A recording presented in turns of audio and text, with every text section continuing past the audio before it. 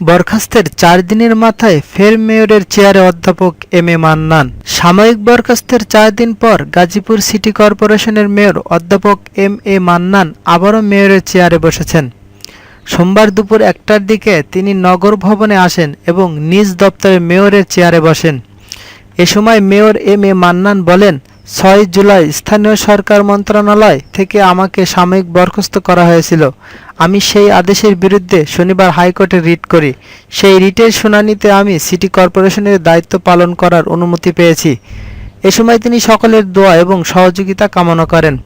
অধ্যাপক M A Mannan নগর ভবনে পৌঁছালে বিএনপির নেতাকর্মী, বিএনপিপন্থী কাউন্সিলর এবং সিটি কর্পোরেশনের কর্মচারীরা তাকে স্বাগত জানান। পরে তিনি দোতলায় নিজ দপ্তরে যান এবং মেয়রের চেয়ারে বসেন। দুদকের একটি মামলায় অভিযোগপত্র গৃহীত হলে গত বৃহস্পতিবার অধ্যাপক এম এ মান্নানকে সাময়িক বরখাস্ত করে স্থানীয় সরকার মন্ত্রণালয়। এর আগে নাশকতার ২টি মামলায় অভিযোগপত্র গৃহীত হলে একই মন্ত্রণালয় পর্যায়ক্রমে ২০১৫ সালের ১৯ আগস্ট এবং ২০১৬ সালের ১৯ এপ্রিল তাকে সাময়িক বরখাস্ত করেছিল।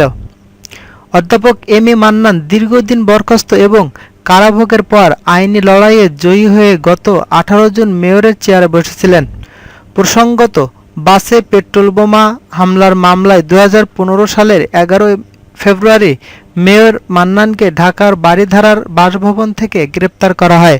গ্রেপ্তারের পর থেকে ভারপ্রাপ্ত মেয়র হিসেবে দায়িত্ব পালন করেছিলেন প্যানেল মেয়র আসাদুর রহমান কিরণ। এদিকে ২০১৬ সালের ২ মার্চ অধ্যাপক মান্নান জামিনে মুক্তি পান। পরে ওই বছরের ১৫ এপ্রিল রাতে অধ্যাপক এম এ মান্নান ফের গ্রেপ্তার হন। তার বিরুদ্ধে দায়ের হওয়া ৩০টি মামলায় জামিন লাভের পর ২০১৭ সালের ৬ জানুয়ারি মুক্তি পান।